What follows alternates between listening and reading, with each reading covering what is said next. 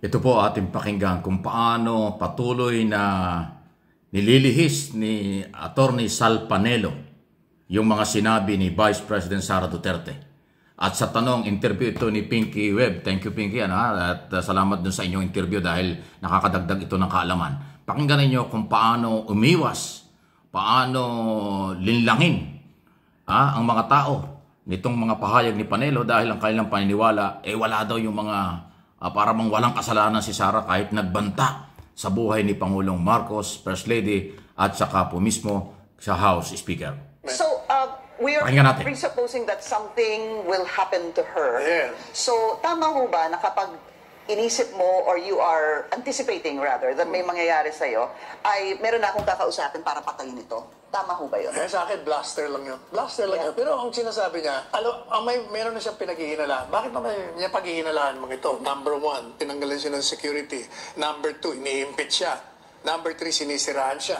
Doon lang yung tatlong na yan. Talagang alam mo. Ayan Ito, ang una daw ay tinanggalan ng security. Sal Panelo, hindi siya tinanggalan ng security. Binawasan lang at pinalitan. Pro security reason sa kanya. Binabanatan daw. Diba? Yun na lang, panlilin lang Kung siya tinanggalan ng security, di wala siyang security. Yung kanyang 400 plus na security, binawasan lang dahil kailangan ng pulis.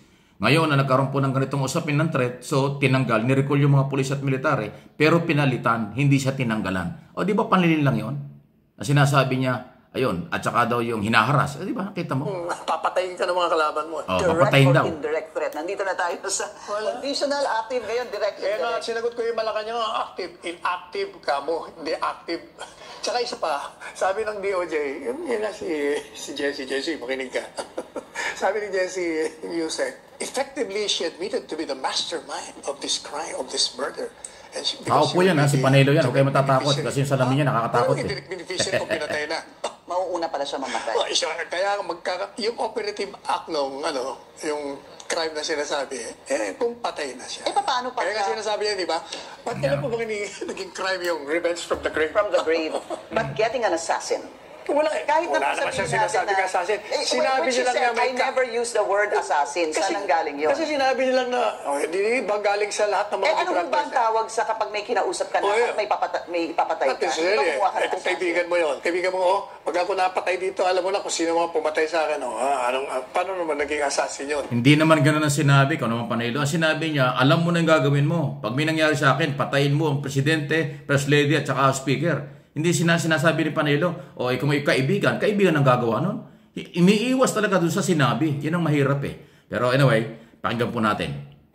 Hindi, ang sinabi po niya, siguraduhin mong patayin si BBM, si Lisa, at si House Speaker. But it doesn't mean na siya mismo papatay. Yes. Nag-utos nga ikaw talaga Panelo. She asked someone to do it on her behalf. Tama Sa akin, plaster lang yun. Do you think though that all the discussion about this, does it help the VP rather that she had said that? It does. How so? Because she's making it public. There is a threat against my life. At hindi ako iniintindi ng national security. But should government look into these supposed threats on the VP? Kasi ang nangyayari po ngayon, sabi nga, double the security of the President and the First Family.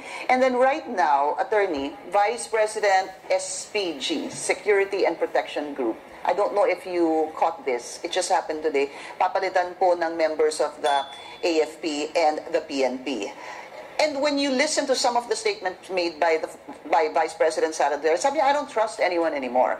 What happens to the security of the Vice President now that yung kanyang VP-SPG ay papalitan po ng isa pang batch? What do you think of that?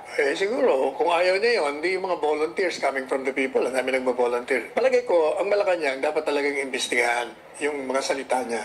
Hindi dahil sa tingin nila pinagbabantaan sila. Sa akin, hindi sila pinagbabantaan. Imbestigahan nyo para malaman nyo kung sino ang gustong pumatay sa kanya. Para malaman nyo kung sino. Kaya lang, ang problema, baka yung nag-iimbestiga, malaman, kayo pala. Ayan, yan ang sinasabi ni Panelo. Ang pinagbibintangan niya, ang nagbabanta sa buhay ng pangalawang Pangulo ay taga-gobyerno. Kasi sinasabi niya, mag-iimbestiga kayo, kaya lang baka magulat kayo. Yung nag-iimbestiga, baka kayo umikinalaman. O nakita nyo, di ba? Pinipilit po ni Sal Panelo na hindi daw pagbabanta yung sinabi ni Sara Duterte, ang linaw-linaw doon sa video. Na huwag kang mag-alala ma'am, sabi doon sa nagtanong, may inutusan na ako at pag nawala ako, gagawin nung inutusan ko para mawala ang buhay ng Pangulo, First Lady at saka ng Speaker of the House. Ay di ba pagbabanta yun? Pero sinasabi ni Panelo, hindi daw assassin yun. Ay may inutusan na nga at may nag-commit. Anong sabi niya? Ang sagot daw ng inutusan, yes. Ibig sabihin gagawin niya. O ngayon, ang sinasabi niya, ang nagbabanta raw kay Sara Duterte ay taga-gobyerno. Bakit naman siya pagbabantaan? Sinabi na nga ni Pangulong Marcos, hindi importante si Sara. Di ba sinabi niya? Unimportant doon sa kanyang opinion tungkol sa impeachment. Unimportant, hindi importante. Kaya huwag tayo mag-impeach, sabi ng Pangulo. Tapos ngayon, papalabasin ni Panelo, taga-gobyerno ang may banta sa Vice President. Nakita niyo yung mga palusot na mga katwiran. Ginagawa niya yung Panelo yan, sa aking tingin at opinion, para magalit ang taong bayan kay Pangulong Marcos. Lumalabas na kaya daw si Sara Duterte nagsalita ng ganyan dahil may threat sa kanyang buhay. Ayan, linaw-linaw po na sinabi na binalita ko ng isang araw.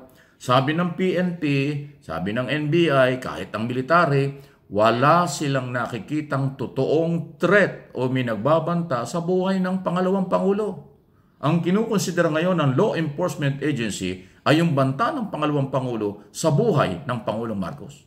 So inuulit ko sabi ng intelligence community ng militar, ng NBI at ng PNP, wala silang nakitang totoo na banta sa buhay ng pangalawang Pangulo ng bansa. Pero ang pinapalabas ng kampo ng mga Duterte, lalo nito si Sal Panelo, may banta sa buhay ng pangalawang Pangulo. At pag nag-imbestiga ang gobyerno, baka magulat, sa kanila rin manggagaling yung pagbabanta. Ano yun? Anong makukuha ni Pangulong Marcos o ng gobyernong ito na pagbantaan mo ang buhay ng pangalawang Pangulo? Jobless na yan eh. Wala nang trabaho yan. Yung pagtanggal sa kanya at pagtanggap ng kanyang resignation as Secretary ng DepEd, wala na siyang trabaho. Kasi yung department, yung Office of the Vice President, wala naman yung trabaho talaga yan. At hindi na ho binigyan ng Pangulo. Sabi nga ng Pangulo, hindi na ho kailangan at hindi na membro ng kanyang gabinete, hindi na membro ng kanyang gobyerno ang pangalawang Pangulo dahil siya ay pangalawang Pangulo na lang. Wala na siyang kinalaman sa kabuuan ng gobyerno under President Marcos. Yun po yun eh. Eh bakit naman pagbabantaan eh? Wala na palang halaga. Ganon. Unimportant niya ang statement ng Pangulo sa kanyang opinions na huwag nang i-impeach. Bakit nga naman bibigyan daw ng mahabang panahon yan? Eh wala naman tayong mapapa. Wala nang pakinabang dyan. Parang ganon. Eh bakit pagbabantaan pa? So yung pagbabanta, galing kay Sara laban sa Pangulo. Pero yung pagbabanta, kung sino man nagbabanta kay Sara Duterte, sabi ng militar at law enforcement agency, hindi totoo, wala silang nakita. At kahit si Sara Duterte, tinatanong, sino ba nagbabanta sa'yo? Sabihin mo sa amin at aming imbestigahan. Ayaw naman niya magsalita. Kasama yan doon sa investigasyon ng NBI. Kaya nga siya pinatawag ng NBI, ayaw naman humarap. Baka daw sa December 11, hindi pa rin dumating. Kasama yon. Bakit ka nagbanta sa Pangulo? At sino ba ang nagbabanta sa iyo? Yan ang tinatanong. Pero ang palusot nito mga kampo ng mga DDS, lalo nito si Panelo, hindi raw yung pagbabanta. Di ba panlilin lang? Diyan kayo magaling eh. O ano yung masasabi dyan? Ha? Salamat Pinky Web. Isa sa mga kasama namin sa Hanap Buhay nag-interview kay Panelo. Nagka-interest lang ako dahil patuloy po na binabaliktad ni Panelo na hindi daw nagbanta si Sara sa ating Pangulo. At meron daw talagang lehitimong threat. Eh ikaw lang nagsasabi noon.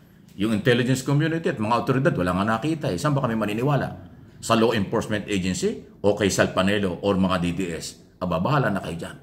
Di ba? Talaga lang Sabi ko sa inyo, maraming palusot. Pag gusto, maraming paraan. Pag ayaw, ang dami rin yung dahilan. O di ba? Please like, share. Lalo na ho dito sa MA Pinoy TV. Tulungan niyo ako. Pakakalatin natin ang ating analysis at opinion sa mga nangyayari. Para hindi kayo malinlang, hindi naman ako nagyayabang, manood kayo at sumaybaybay sa aking mga channel. Hindi kayo malinlang dito. Sasabihin natin kahit sino pa sa kanila, pag mali, mali.